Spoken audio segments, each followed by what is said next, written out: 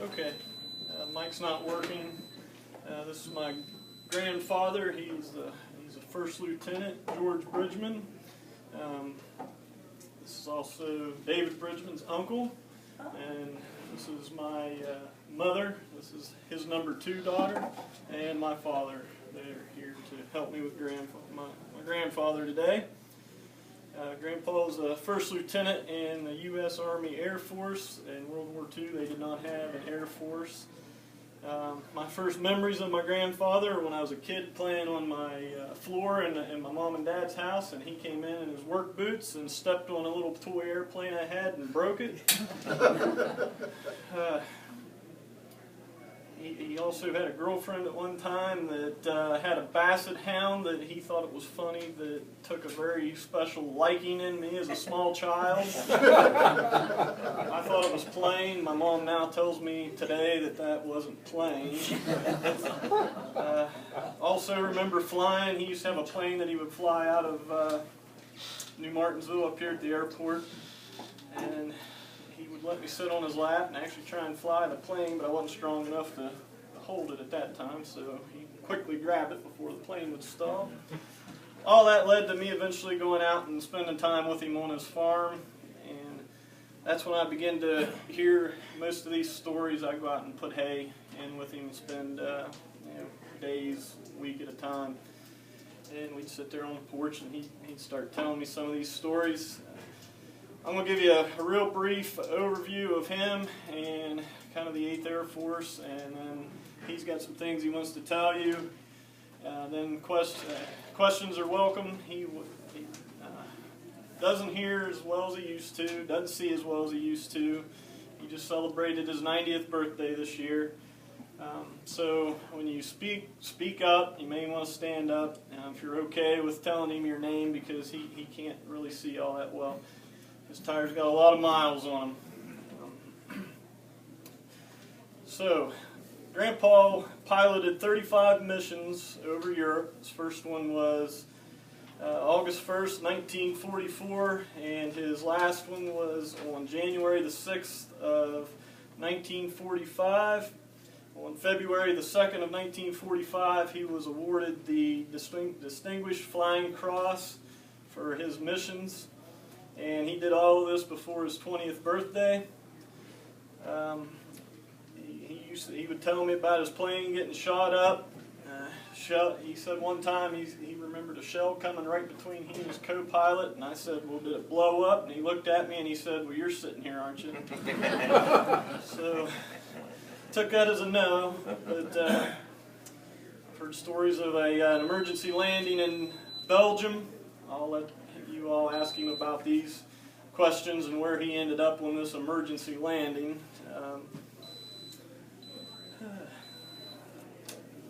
Also told me that sometimes when they would come back from missions, that just finding the airstrip and landing in the fog was just as bad as going through the German flak when they were on their bomb runs. So, a few facts about the 8th Air Force. It is the largest military unit in World War II. It's the largest bomber force of all time. There were 350,000 served in the 8th. There were 26,000 killed in action, 20,000 POWs, and the number of missing in action and wounded have never been counted. The 8th Air Force, they never turned away from a mission, no matter what the enemy did. Once they started their run, they went in to do it. There wasn't turning back. 1 week in October the 8th through the 14th in 1943, so approximately 72 years ago, the 8th Air Force lost 100 bombers on runs over Germany, but many feel that's the time when the daylight bombings began to turn for the Allies, and the war started to go the Allies' way. The U.S. used to bomb during the day, and Great Britain would bomb during the night. Grandpa's, he flew a B-24 Liberator, and his crew consisted of him. He was the pilot, and 7 crew members, and that was he is the pilot. His co-pilot had a radio operator, a navigator, a nose gunner, a tail gunner, and 2 waist gunners. So, Grandpa, it's all yours. And if you can outdo that. I don't know what to say except start where I went in service. In August of 1942, I was working. They were constructing PPG. I worked for 2 weeks and they laid me off because I was only 17. So I decided after that I was going to have to do something, so that fall I joined the Air Force. They said they would call me when I was 18, which they called me in April of '43. Then we went to Maxwell Field, training, not flight training, learned to be in service. Every 2 months we changed bases. I had my first flight training in Missouri, a little PT-17 twin wing plane. We had to crank it to start it. Anyway, when I got 11 hours in that plane, they turned me loose with it. I was up there with myself, doing everything I could get out of it. Then we moved on to another base, a little bigger plane, more to do. There for 2 months. Then we went to twin engine training for 2 months. Learned to fly a twin engine plane. That's, after we finished that training, that's when we got our wings. One of the guys I got my wings with was Ralph Albertazzi. Who knows Ralph Albertazzi? One person? Bill Abraham. Huh? Bill Abraham knows who it is. He knows everybody. He's a pilot for Air Force One from Morgantown. Right. He and I graduated, got our wings together. He flew Nixon to China and everywhere. Also, well, Dr. Lemoyne Caulfield went to high school with Ralph Albertazzi and Don Knotts. So, anyway, Albertazzi was sent his direction, I was sent mine. I was sent to B-24 training, and went back to Montgomery, Alabama for B-24 training, where we learned to fly that 4-engine bomber. I was 18 years old,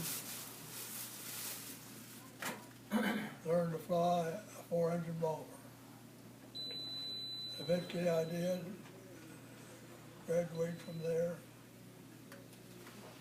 Can you imagine being 18 years old, 5,000 horsepower at your fingertips? That's what that plane was, 5,000 horsepower.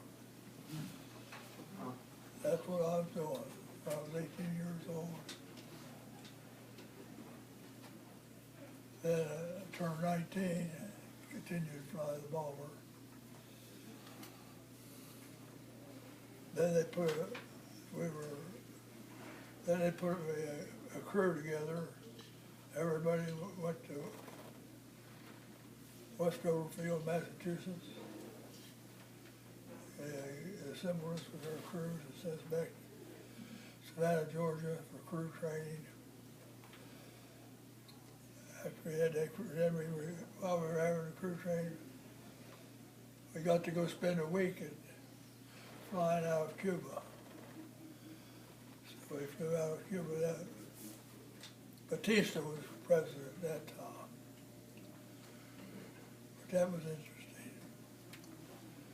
Anyway,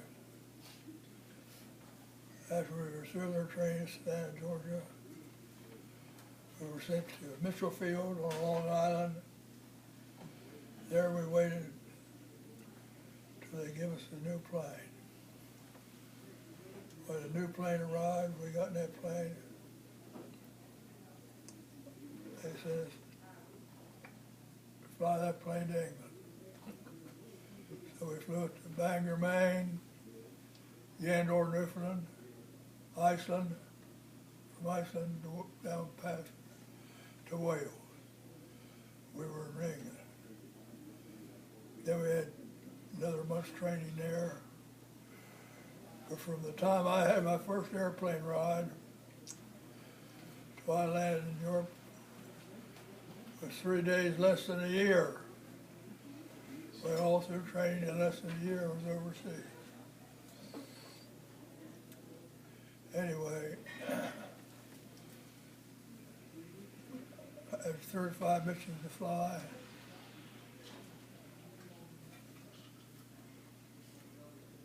We'd all fly in formation. 12 planes to a formation. 3 formations to each squadron.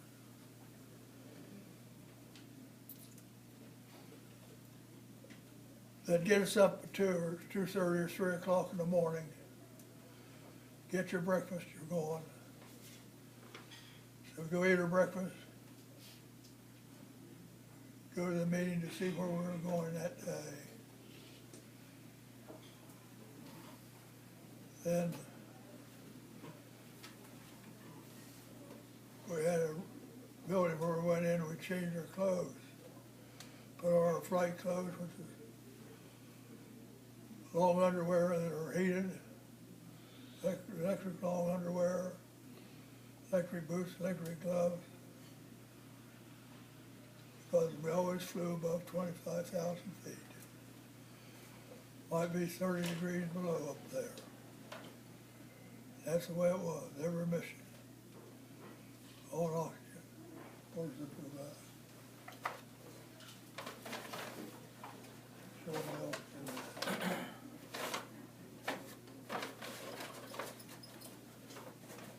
Give me that. Give me the other one.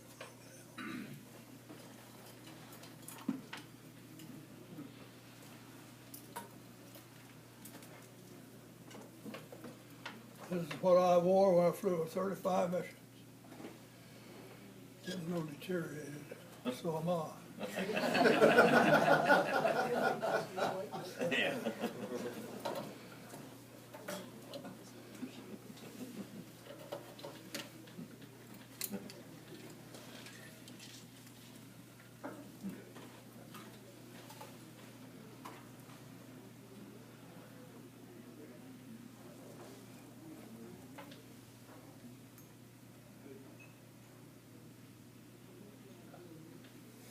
This is what we wore for 4 to 6 hours every mission. How would you like to do that for 4 hours a day?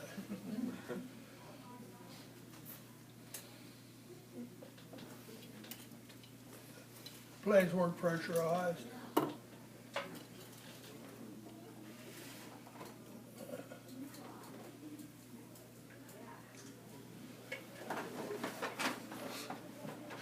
Now, we had some narrow escapes on some of our missions. Magdeburg, Germany.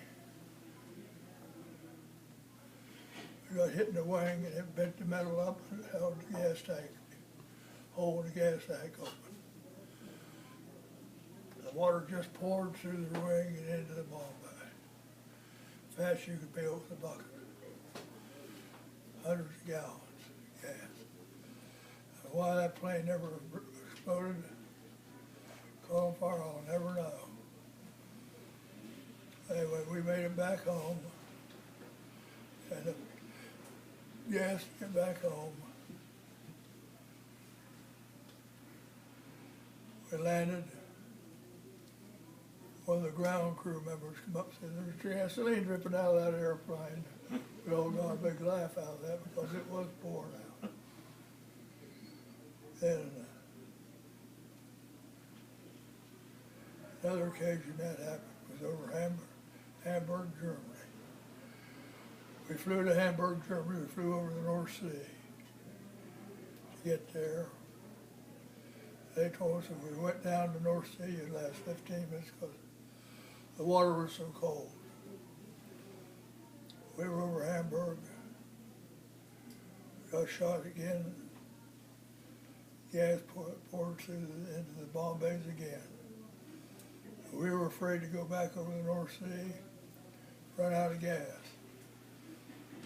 So we decided we'd go back across Germany by ourselves. So we followed the coastline down between Germany and the coast, all the way down to Belgium. We landed in an airfield in Belgium. I couldn't find an airfield, and the engineer standing behind me. He says, "Look, Bridgeman, there's a runway." Well, I look. Finally, I saw it. So we landed. We waited at the end of the runway. Finally, a couple of guys come out in a Jeep, follow us. So we started following them, and they stopped us. Guy got out of the Jeep. He ran over and he looked at the end of the wing, looked at the telephone pole, went back, got in the Jeep. Come on. Before the cold tour, we cut that telephone pole to us at wingtip. Disrupt communications on the bay. But there we were in Belgium, leaky gas tank, bad wingtip. So what we did, we all got together. We went to Brussels to the Black Cat beer joint. Beer joint. But anyway, the engineer stayed there on the base of the plane. There was another B-24 there that had been wrecked. He looked at our plane to find out what was wrong with it. Flak had hit a T in the gas line. Well, he took the T out of that wrecked airplane, put in our airplane, took the wingtip off the other airplane, put on ours. Got it gas. We went back to England. So we were in Belgium for a couple of days or so. I'd say the most narrow escape right on our home base. When we first started flying our missions, they take an experienced co-pilot off another plane, put him on my plane in the pilot's seat, and move me over to co-pilot. We did that for 4 or 5 missions, till we learned the routine. Well, this co-pilot was flying my plane. We come into land, and the prop push, the plane slipped that airplane right up outside like that. I'm sitting there waiting for him to shove the rudder in with his foot. He just sat there dumbfounded. We were almost on the ground. The airplane up like that. So I took over the controls, got that airplane righted. We went around and then we landed. What got me was after we landed, this guy said to me, "It's a good thing you did that." Good thing I did.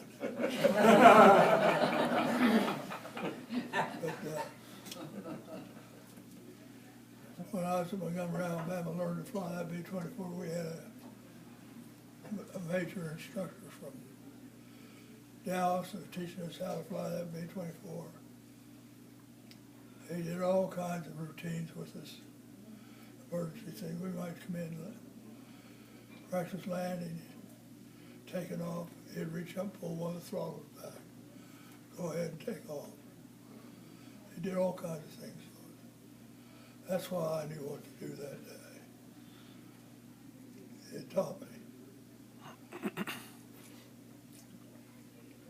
So,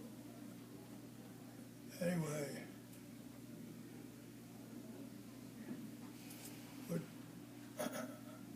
get us up in the morning, go on that mission. It might be just getting daybreak, would be going. I know for a fact, we could see halfway down the runway, we took off. Because when we got halfway, we could see the rest of the way. As soon as we lift off, we were in the clouds. And we'd have to fly that way up 18 or 20,000 feet to get into formation before we started across the channel. We always got in formation before we left England, because it's only 18 miles across the channel. But that's the way it was. And then when we go home, we'd be above the clouds and no way for us to get down through the clouds because we couldn't see the ground. So they had a radio station right on the coast, east coast of England, East Anglia. It's a powerful radio station. Send out a signal. We'd come back, fly over that station, turn and fly back out over the north, see if we were at 18,000 feet. We flew for 18 minutes. Flew out there, then we start peeling off. Let down 1,000 feet a minute, one time, plane at a time, homing on that radio station. I told the fellows this time, watch for water, because we're letting down. We were down about 300 feet, and they yelled and said, there's the water. But a lot of times the weather was worse than the enemy. There was always bad weather. But the Battle of the Bulge. I don't know how many of you guys know about the Battle of the Bulge, when the Germans pushed into France. Anyway, the Battle of the Bulge started. The weather closed in. We didn't fly for 10 days. Couldn't see, get off the ground, couldn't get back. There one day, 23rd of December, in the middle of the afternoon, they come and got us all out of the berth, come and fly the airplane. We went outside and there wasn't a cloud in the sky. So we went up and flew the airplane around, landed. Next morning, daybreak, here we go. We're on our way to the Battle of the Bulge. And when we got up there to get in formation, I can't believe what I saw. There must have been 1,200 planes up there getting in formation. For 10 days, every airplane that wouldn't fly, they got it flying. They had them in the air that day. When the weather changed, that turned around the Battle of the Bulge. Another thing that happened to us after that, Patton, General Patton and his men were coming up from the south to help the Battle of the Bulge. They were coming so fast, they out, run all their supplies and everything. One day they come and got us, come on, get in the plane. I went down and got in the plane, they had a floor into Bombay. We went to Southampton, England, and they loaded that plane with baking flour, 100-pound sacks of flour. We flew it over to Orleans, France. They unloaded it there so they could feed Patton's men as they come by. And we didn't know all those things. We didn't get mission credit for those things. We only got credit for missions where we dropped bombs. At one time, we had to bring the bombs home. and made the men nervous on the plane, because when we come in to land, they don't look at those bombs on there. We come in to land.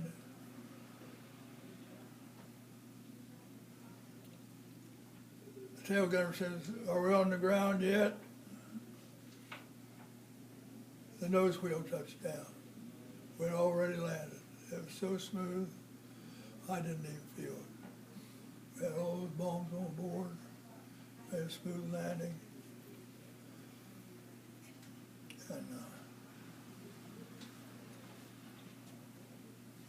other than that,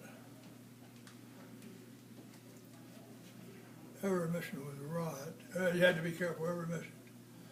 You didn't bump into another airplane. They flew as close as we could to each other. I was flying that plane. You don't take your eyes off that other plane. This arm won't hardly work today, but I think it's flying that plane. Anyway, can you imagine being 19 years old, 5,000 horsepower at your fingertips? That's what it was. 3,000 gallons of gasoline, hundreds of pounds of bombs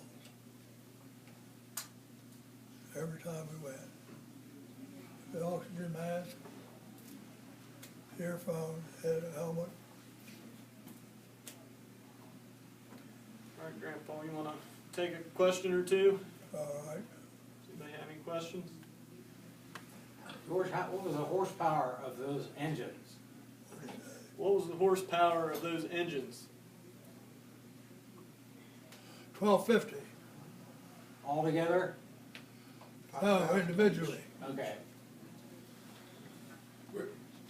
Where were you on VE Day? When the Germans surrendered, where were you? Do you remember? In the middle of the Atlantic coming home.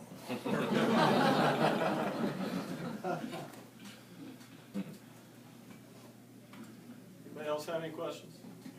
George, did you fly the same plane for all your missions? Did the plane survive? No, it wasn't the same plane every time. It's hard to tell what plane you might get. Usually we had the same plane.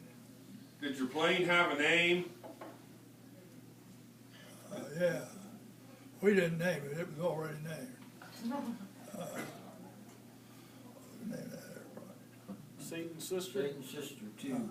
Satan's Sister 2? Yeah, Satan's Sister 2. picture of it, that album. There's those albums going around. There's a lovely little cartoon drawing of a woman with little horns like a devil. Who gave it that name, George? Who gave it the name? Who gave it the name? It was named before we got it. Oh, so you don't know? No. Someone.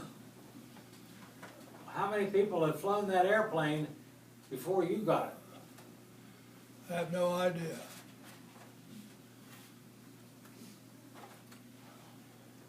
Anybody else? All right.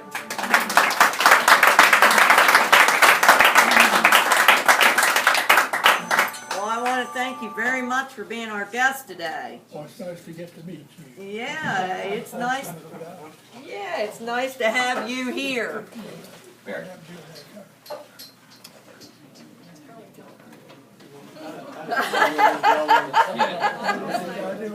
Oh, I didn't see. There you go. 696. But it was really a pleasure to have you here. Oh my goodness. This never happened. Although you give it back to the foundation? You do whatever you want. Yeah, no, we got to do the 4-way test. Oh, the drawing, you got it?